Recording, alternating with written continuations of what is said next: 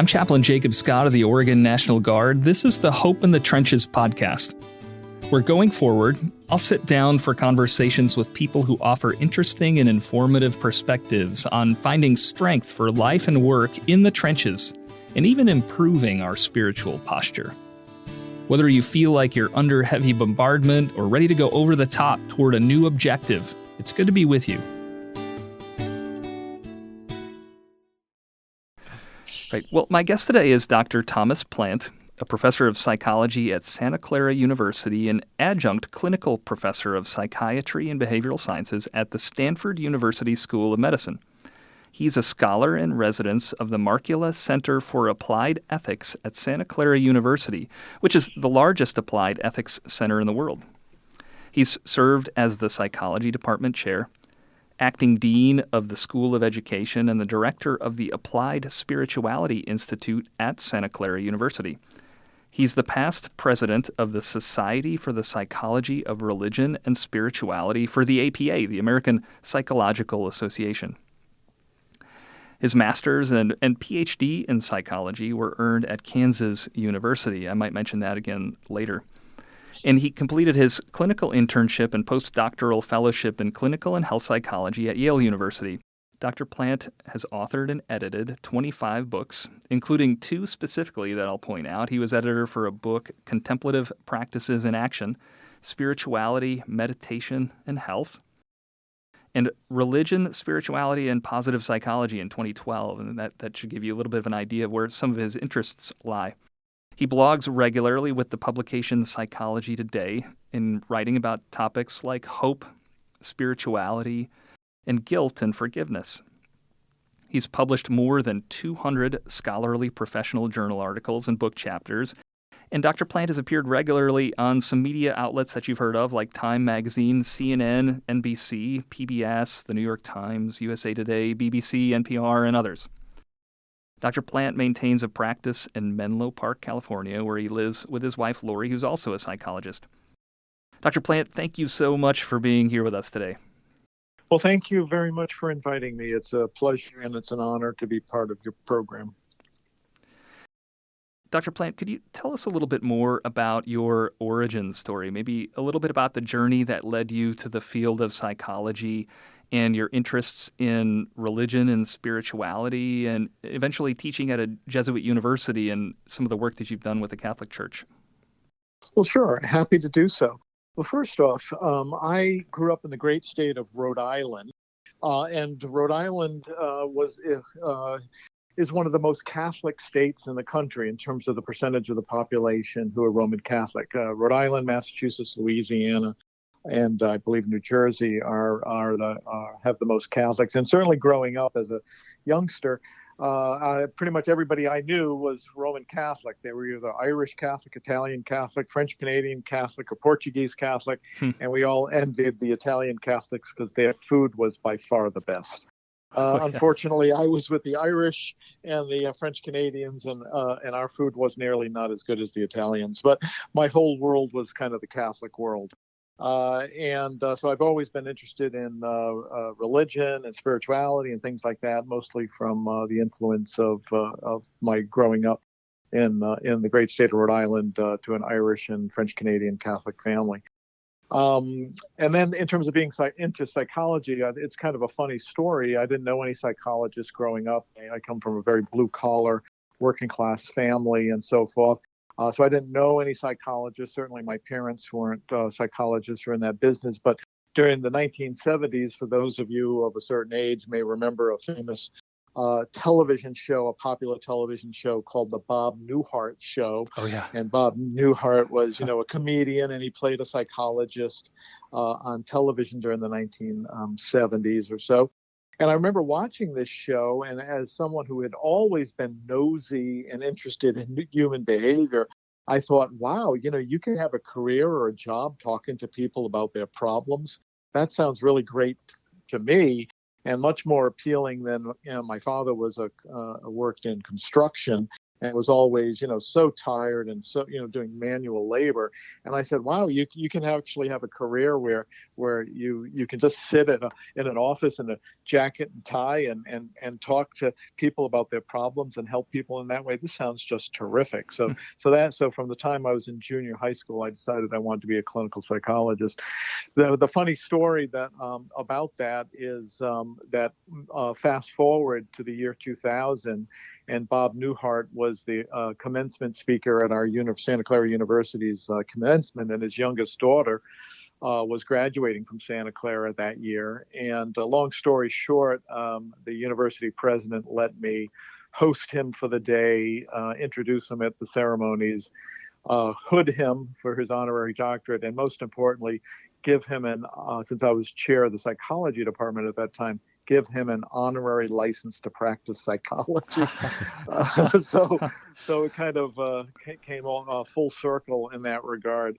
And then in terms of doing research and clinical practice and so forth in this area, it's kind of funny because when I was going through very secular education, in terms of college and grad school, I went to college at Brown University, even though it's in the great state of Rhode Island. It's a very secular university, not a whole lot of engaged practicing Catholics there, at least at the time.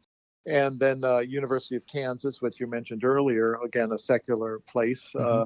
And then my clinical internship and postdoc at Yale, also very secular. And, being interested in religion and spirituality was not really something that was encouraged. And so I did research on the psychological benefits of aerobic exercise and had a lab with treadmills and bikes and all of that for many years until I was tenured and became a full professor. And then I could say, great, now I can start doing what I really want to do, which is spirituality. And then finally, I would say that in the 1980s, I was asked to do some evaluations for sex offending clerics. And one thing led to another, and before you know, you start doing a lot of those. And this is long before the Boston Globe situation in 2002. And then before you know, you got swept up into that whole world. And so I've been very active in terms of evaluating people who are accused of sexual misconduct in the church, as well as screening applicants for seminary and being on committees about child protection in the Catholic Church. Sure. Well, and of course, if we think about psychology as the study of the mind and human behavior, there's a lot of overlap between a person's mental and psychological health. And you mentioned the psychological benefits of aerobic exercise as one of your early research endeavors. And then, of course, the importance of spirituality and religion and myriad mental health benefits for people who practice spirituality and observe various religions. Of course, like anything, I guess it can go the wrong way. But could you tell us a little bit more about kind of how, when you talk about the spirituality or the psychology of spirituality and religion, what are we talking about? Yeah, we're talking about a bunch of things. I mean, when you think about it, I mean, it's a broad area, the psychology of spirituality and religion. And it's very multifaceted. And basically the thinking is that back in 1977, in an article in the journal Science, very prestigious, journal, mm-hmm. by a guy named George Engel at the University of Rochester, talked about how, we really needed what he called a biopsychosocial model of human behavior and human flourishing and health and wellness and illness and all of that. That medicine had been so, biologically driven that they kind of forgot that much of health and wellness and so forth has to do with more than just, neurons firing and cells replicating and things like that. And so he advocated what's called the biopsychosocial model. Then myself and some others said, hey, look, it's actually a biopsychosocial spiritual model that humans have biological needs, psychological needs, social needs, but also spiritual needs. And there seems to be plenty of research to support that. And so much of spirituality and religion has psychological elements to it, in the sense that, we're all trying to understand the world, and spirituality and religion helps us to do that. We're also trying to find our way through challenging times. Being human means you're going to, as the Buddhists say, that there's suffering. There's dissatisfaction by sort of definition. And we all have to cope and deal with that. We have to make sense of the world. We have to try to have some structures in place to help us understand, what's going to happen maybe after we die or when our loved ones die. And we also need community support and rituals to help us to get through, life's various events. And religion and spirituality offer all of that and more. And so we kind of see people as these biopsychosocial spiritual creatures, and that if you don't satisfy some of those needs in all those areas, then people will die on the vine. They'll shrivel up, and so we want to be kind of mindful and attentive to all these facets of the whole person. Well, that's fascinating, because you touched on kind of what happens if we neglect that spiritual facet or spiritual dimension to life. Because in the military, we kind of, we talk about how we run toward the sound of the guns, right? Or in the National Guard, we could just as likely be called out to respond to a wildfire or an earthquake or a hurricane. Back in 2005 with Hurricane Katrina, we sent hundreds of soldiers from the Oregon National Guard to Louisiana to help with the recovery efforts from Hurricane Katrina. So if we neglect that spiritual part of our lives, what are we potentially missing out on, or maybe what's the danger? I think there is danger, to tell you the truth, because I think what ends up happening is that people kind of get lost. They kind of have crises in terms of meaning and purpose, and they may have existential challenges. And I would imagine that people, particularly in the military, because people in the military are called to do all sorts of very diverse things. And some of those things are pretty scary to do, and that people not in the military may be really fearful to do. And they're called to do all sorts of things. And during that process, some bad things are going to happen. Mm-hmm. People are going to die. People are going to be lost. People are going to be really in terrible crisis. And those who are first responders or people who witness this or experience this or participated in any of this stuff have to ask themselves the question, what is this all about? What does it mean? How do I understand the world? How do I understand others? What makes sense? What doesn't make sense? And spirituality and religion help to at least address some of those fundamental questions that are likely to emerge. And without a kind of attention to spirituality, then then it's sort of like, what do you got? and I think people ultimately will just flounder in terms of trying to answer some of those kind of important questions. The religious spiritual traditions have been at it for a lot of years. Right. There's a lot of years of wisdom. Now, they don't always get it right, of course. We know that each of the traditions have had their history of scandal and problematic behavior and this and that. And there's regardless of your religious tradition, there's something likely to be embarrassed about. Well, of course, that's because people are involved.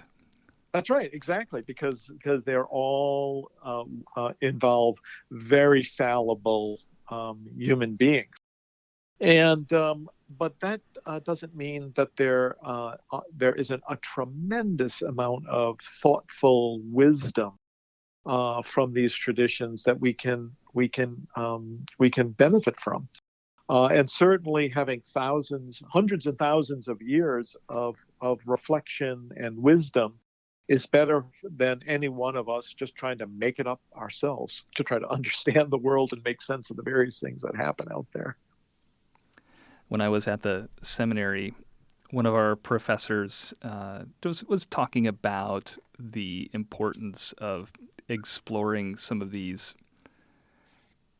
deep, pressing theological questions or crises. Mm-hmm.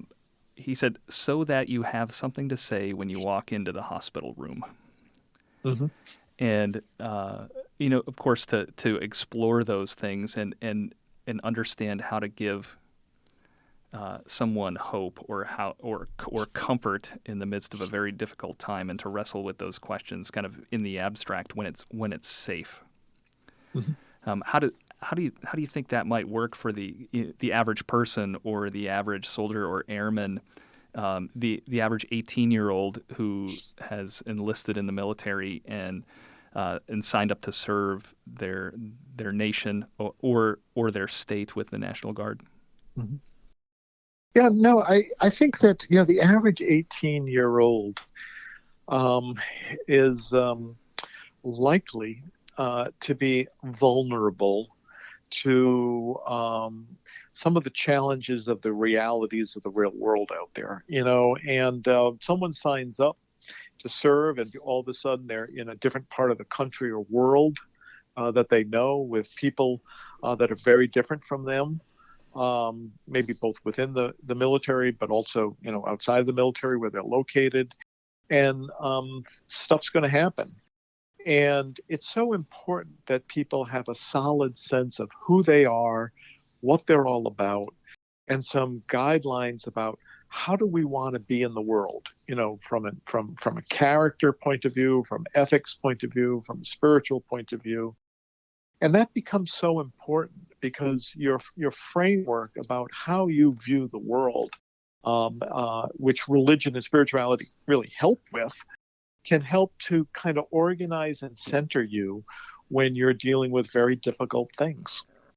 And I think that's so important that we see frequently people who are very spiritually minded, religiously minded. They seem to have a calm about them, or a centering about them that can be really awe-inspiring to witness. And often we think of the big shots in this area. Let's say, the big shots, like the Mother Teresa's, the Dalai Lama, the Martin Luther King. We think of the Gandhi, Jesus, and we think of these kind of big shots. But so often, we in research that we've done on spiritual modeling, people often find these kind of people closer to home, who never make press. It might be some people in their own families. It could be, their own, a pastor or what have you. It could be a relative, a grandparent, and they provide models for us. And those models can really help us to basically, at the end of the Good Samaritan parable, the message is go and do likewise. And exactly, you watch some of these models out there who are very centered and organized and kind of have a sense of self and a sense of character and ethics.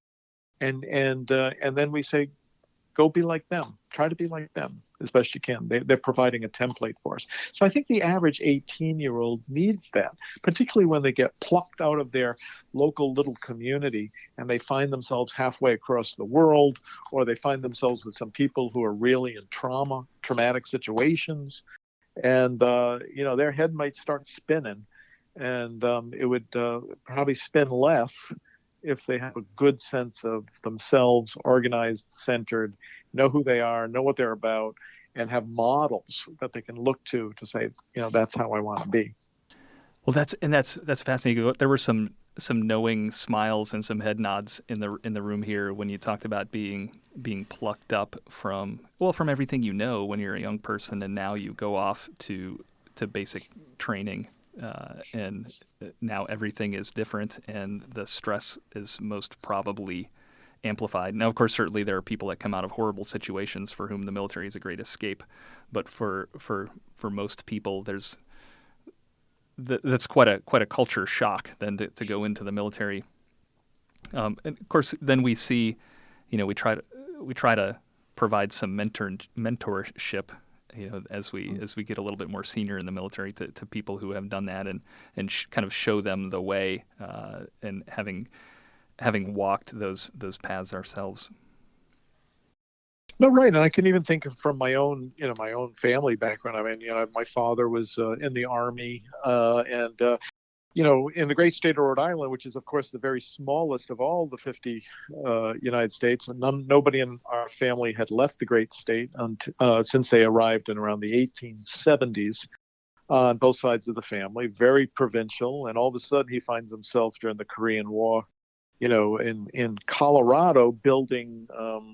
He was a carpenter, so he was building barracks in the great state of Colorado. And his brother ended up in Hawaii during the bombing of Pearl Harbor, and plucked from Rhode Island, and all of a sudden you find yourself in Hawaii, and then Pearl Harbor happens when you're 18 years old, and on and on and on. And I'm sure there's so many of those kind of stories where you're 18 years old, 19 years old, and whether your home environment was good or bad, or your home community was a pleasant one or not. All of a sudden you're halfway either around the world or across the country or wherever, and all of a sudden you're in the middle of a situation, and when you're in the middle of a situation, you have to have your head on straight, and that's not easy when you're 18 or 19 years old. And I think spirituality and religion can help people to keep the head on straight. Well, that's one of the themes within the field of positive psychology, and I know you've done some work there, is hope. And at Kansas University, there was Dr. Charles Snyder who wrote extensively about hope theory, and yes. And I know we try to do that in the military too. And one of the things that I've talked about with leaders and soldiers and airmen and others is that we have to find something that will pull us through the present circumstances. And as a leader in the military, Dr. Snyder's kind of hope theory really resonated with me, because as a leader in the military, even at the lowest level of leadership, you could have a leader who just says, "Follow me. That's our objective. That's where we're going. We can do this, and let me show you the way. Follow me. Follow me." Right. So, hope is a very powerful thing. So how would you define hope, and how does spirituality or spiritual practices and religion help cultivate a sense of hope? That's a great question. And yes, I have fond memories of Rick Snyder. He was my training director when I was in graduate school in the early 1980s. And of course, he was really quite a character in many ways. Unfortunately, he died before his time. He was, I believe, in his early 60s when he passed away. But he was quite a character, and he was also someone who really kind of drove home quality research when it comes to hope. And I kind of define hope very simply as that kind of belief that tomorrow can be better than today. That tomorrow can be better. And there's a great deal of research in hope theory. Rick certainly was very, but one of his students has really carried that on. A fellow at my university now, David Feldman, he does a great deal of. He used to work with Rick, and now he does a lot of that kind of research. And I think it's really basically that tomorrow can be better than today. And as you say, when someone maybe says, "Follow me," you have to have the belief that somehow that person believes that too, and that their path is a path that will ultimately be a better path. And of course, the "Follow me" quote is a popular one from the Gospels, of course. For example, Jesus would say, "Follow me," and multiple times you hear that from in the Gospels, "Follow me." And I think part of the power in that is if you feel that that person who's saying follow me not only has the greater good in mind or is hope for a better tomorrow, but also has your interests in mind too. That's a powerful And statement on leadership and trust. yeah. I'm sorry to interrupt, but No, absolutely. Yeah. No, I think it is. I mean, you have to believe that that person has your best interest in mind too. well, that's one thing I think that we're trying to inculcate or emphasize with the Army's philosophy on people first. Hmm. And you recently published a blog piece, and it was you said my most important insight as a psychotherapist after Hmm. 40 years, after 40 Hmm. years of practice. And so maybe a spoiler alert for our listeners. You say that Sure. it's that everyone is sacred and should be treated Hmm. as such. And I think that's really another way of saying that people first, that people matter, that others matter. So tell me more about that idea that everyone is sacred and should be treated that way.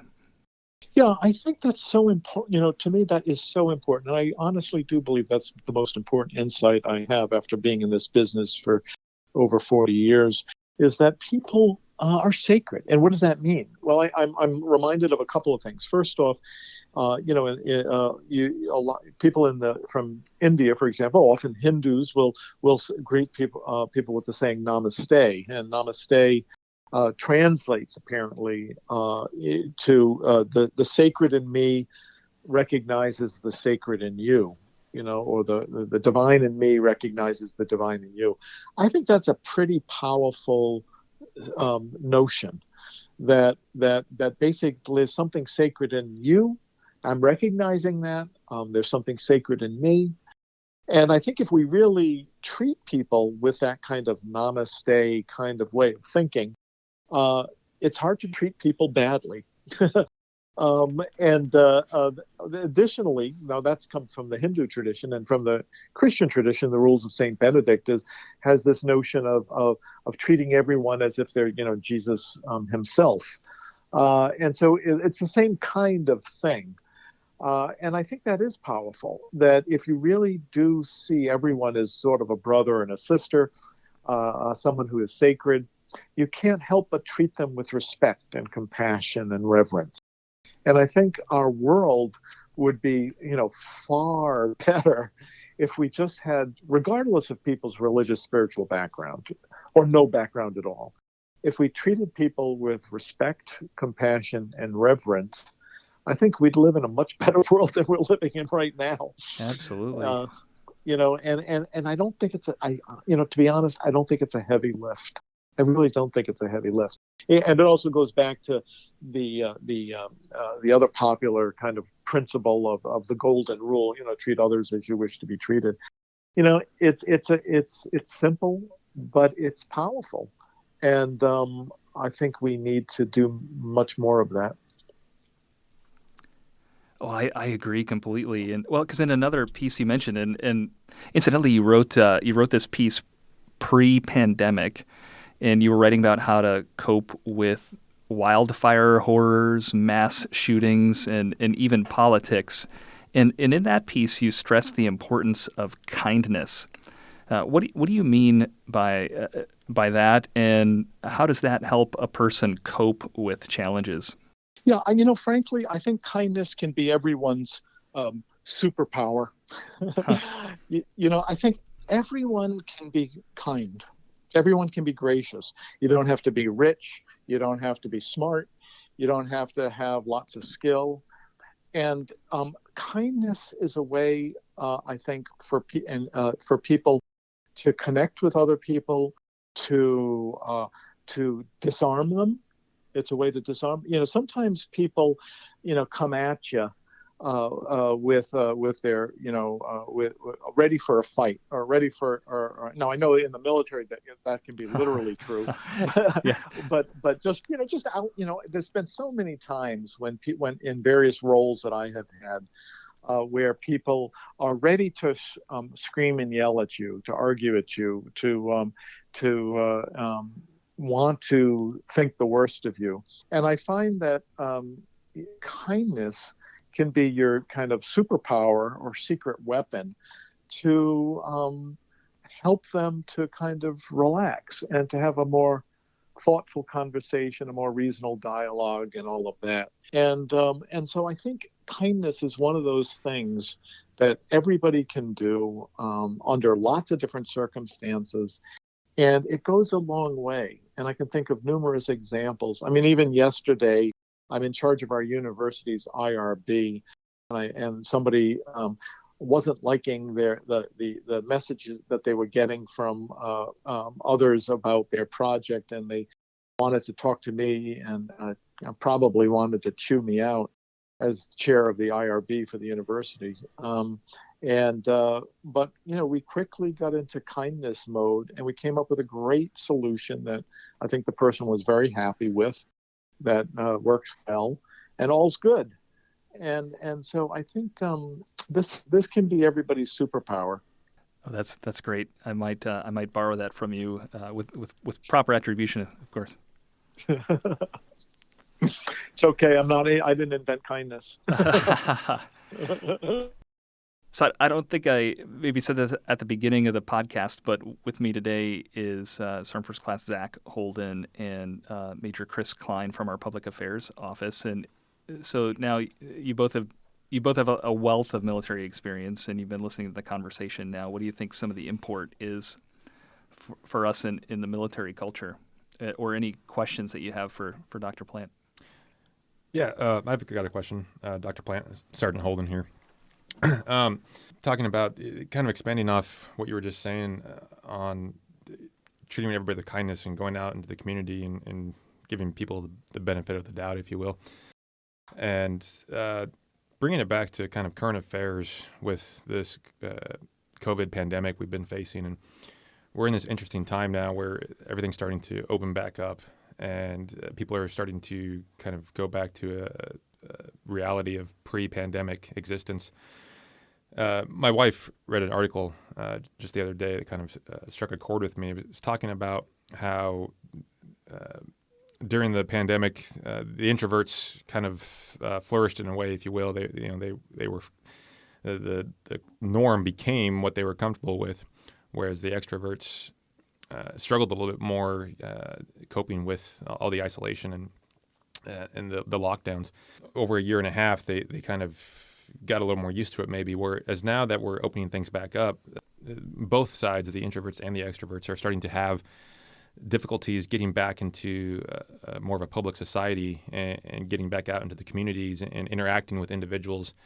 And in the military specifically, as a demographic, as an organization, there are some statistics out there that show that the military and active duty and National Guard and reservists are some of the hardest hit demographically due to COVID restrictions and things, where just loss of jobs and dealing with paying bills and hunger and things like that. Mm-hmm.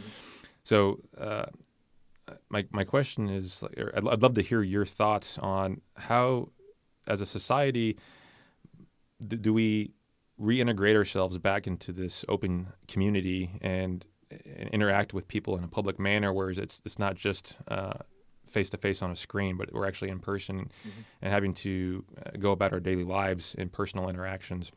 And specifically with the military, how can we, if you have any thoughts, kind of face those struggles and get back to this sense of normalcy?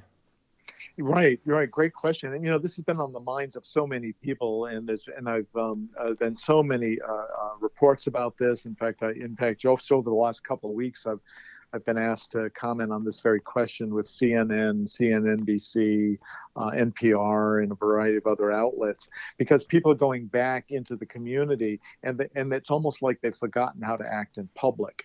A lot of bad behavior, people misbehaving on airlines and at sporting events and grocery stores and so forth. And as you said, for some people, the pandemic has worked out pretty well. They've been able to work from home comfortably and conveniently and things like that. And some people, it really hasn't worked out so well. They've lost jobs, lost money. They've got mental health related. We're talking about a mental health tsunami that's going on with anxiety and depression and alcohol and domestic troubles and so forth. And so certainly whether someone's in the military or not, a sizable number of percentage of the population is very discombobulated, frustrated, and may be easily provoked out and going back into regular polite society. And so this is where some of these principles, and I think some of these principles we've been talking about with spirituality and so forth, become really important. The society and our culture and whatnot, there's a lot about it that's kind of a mess. There's a lot that's causing a great deal of frustration. And we know from research with the frustration aggression theory is that when you get frustration and stress, you're going to get aggression. And so we got to be thoughtful about that. And so I think we all got to take a deep breath. We all got to try to do what we can to embrace this notion of sacredness of all, kindness, graciousness, even with people we don't like, even people that are screaming at us, and to remember that certainly not everybody's perfect, and some people are less perfect than others. But if we can see this sacredness, this kindness, this graciousness, and so forth, then hopefully it'll guide us to better interactions, and all of us can be ambassadors for civility, for kindness, for graciousness. And I think we need all the ambassadors we can get as we go back into society coming out of the pandemic. Maybe important to understand that if you're getting upset with somebody out in public, that person has been dealing with the same difficulties as you have the past year. So room for a little bit of grace is probably more important now than ever. I think that's really true. And it's also an opportunity to model for others. So when we have these bad situations out there, when people are misbehaving in the grocery store and on the airplane and whatnot, I think if we can, we've been talking about, this inoculation for the virus. If you can get herd immunity by having, let's say, 75 or 80% of the population fully vaccinated, maybe we could do the same thing around these principles about kindness and graciousness. Because if you're on an airplane and someone's acting like a jerk, but you got 80% or so of the people on the airplane that are tuned in to, let's say, graciousness, kindness, treat others as you wish to be treated. Well, that maybe they can help to stop the spread of that bad behavior. And I think we really need sort of an inoculation, if you will, by having people on board with these ideas. A kindness vaccine. Right. Kindness vaccine. Sounds great. Let's get Dr. Fauci on it. No, that's fantastic. And I think one of the most difficult challenges of the pandemic in 2020 and 21 and all of the other negative experiences that people have had is it really caused us to distrust others. And just with the virus itself, you look at other people wondering if they're going to make you sick. No, that's right. And that's why it's worrisome because, we've been given the message over the past year or so that if people you interact with out there, just in the grocery store or wherever, they can kill you if you don't have a mask on and you wash your hands and you keep your distance.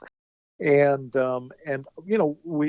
we've got 600,000 Americans who have died from the virus in the past year. And I don't know about you, but I've got colleagues who have died. I've got friends of friends. I've got a variety of people who I know who have died from COVID, and some who did not die but got very sick. And we've been in this kind of paranoia, if you will, around, are you sure people are behaving themselves? Are they doing all the things they're supposed to be doing? And so that paranoia is really maybe baked in our DNA, if you will, during the past year. And as I think President Reagan had said back in the day, trust but verify. And you might want to, you want to trust people, but you also want to see their vaccination card too. Okay, I would like to do a question. This is Major Chris Clyne.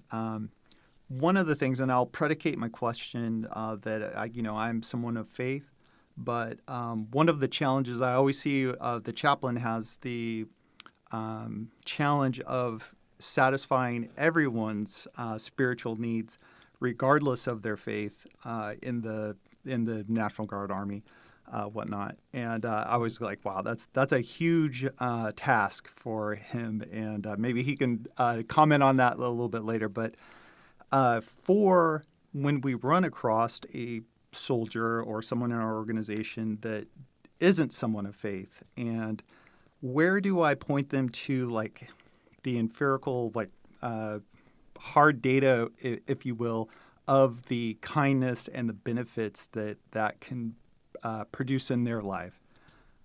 So if I had to come out with someone that had no faith and was, and I needed to do it on a scientific level and also on a level for like the layperson, if you could get a easy plug and play answer to that, if there is one.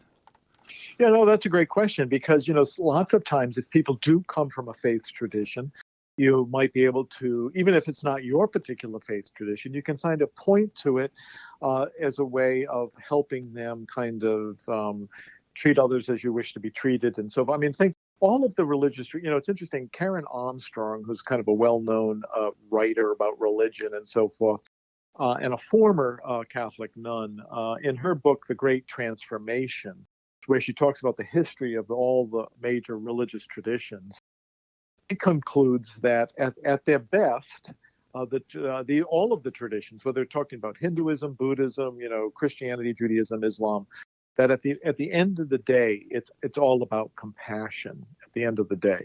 And she does a great job kind of unpacking that notion. And but some people don't have a religious tradition, or they're avid atheists or something like that. And so then I think we have to turn to the secular psychological research to help them. So, for example, the secular psychological research would say, look, you add frustration to stress, you're going to get aggression. If you want to minimize aggression, you're going to lower the frustration. And if you can get people to laugh, you can joke around, they can feel like you understand them. Well, that's going to bring down frustration and therefore bring down potential aggression. Where you can have some kind of, the secular research would tell us that if you can find something in common with somebody, oh, you like this kind of food, I like that kind of food too, or oh, you're from this part of the country, I'm from that part of the country too. That you can kind of get connection and more relatedness if you can find something that you have in common, even if it's just something kind of pulled out of the air. Oh, you come from the same part of the country, or you like eating tomatoes and mozzarella too, or whatever the thing is.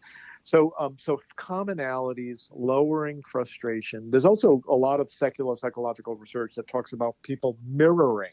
People tend to mirror behavior of others. So in other words, if you present yourself with a smile, most people would smile back. If you present yourself in a frustrated look, they'll do the same. So there's a great deal of kind of research, secular, that speaks, mirror the behavior that you want to see in the other person. So there's a lot of that kind of secular psychological research that we can point to that can help us to see the benefits of things like kindness and stuff like that. That has absolutely nothing to do with religion or spirituality. Oh, thank you. From like a nugget of information, so thank you. Yeah, that mirroring, that's a great technique for de-escalating almost any situation, whether you're talking about a relationship or a situation at work.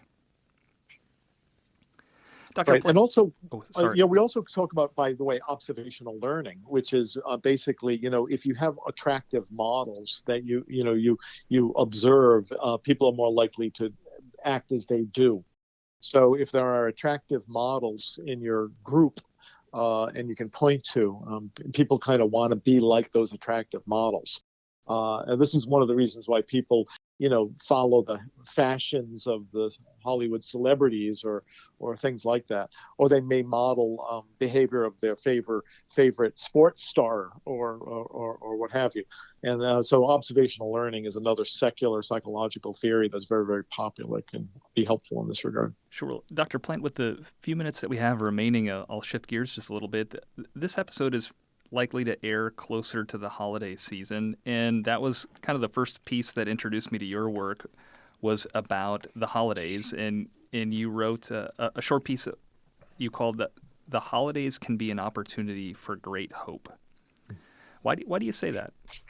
Yeah, because when we look at the holidays around the end of the year, if you think of them from a psychological standpoint, and let's say we're talking about Christmas, we're talking about Hanukkah, we're talking about Kwanzaa, we're talking about the New Year, even though on the surface they seem like very different holidays. Christmas is different than Hanukkah, for example, and both are different than, let's say, Kwanzaa and so forth. But if we look at those holidays from a psychological point of view, what they all do in common is basically say there's light in the darkness. There's light, there's hope, there's light in the darkness. And so, for example, in Christmas, we have this story, of Jesus in some manger in Bethlehem with a couple of very, poor parents, and somehow there's hope there. And if there's anybody, there's probably no one ultimately that's been more influential on the planet than Jesus, coming out of some manger with a couple of peasant Jewish parents in the middle of kind of nowhere. There's hope, in that darkness. In Hanukkah, not enough oil to celebrate, not enough oil to light, and yet miraculously, a day's worth of oil lasts 8 days, and lighting candles for 8 days during the very darkest time of the year. Koans also kind of lighting candles that represent certain character traits, positive character traits. During, I believe, 7 days of the year, and the New Year is all about a fresh start, a fresh start for everybody. So the holidays, I think, are, regardless of someone's spiritual religious tradition or not, they're basically saying there is hope, there is light in the darkness during the coldest, darkest time of the year, at least in the northern hemisphere. There is hope. There is hope. That's what motivates me in my vocation. So I think that's a great place to wrap it up. Dr. Plante, thank you so much for your time today, and God bless you in your work at the University of Santa Clara and the various platforms where you can kind of share your message. Well, thank you, and I also want to thank you, all three of you, for your service. It's such an honorable way to be in the world, to serve our country in the military, and I don't think the military ever is the kind of appreciation and ongoing appreciation that it always deserves. That you folks sacrifice for the greater good, and it's really impressive that you do so. So I thank you for your service. Well, thank you, Dr. Plante, and with the sacredness of other people, it's worth it. This podcast is produced by the Oregon National Guard Public Affairs Office. My prayer for you is that wherever you find yourself, that you might find hope for today and strength for the ambiguity and chaos of life. Blessings on the rest of your day.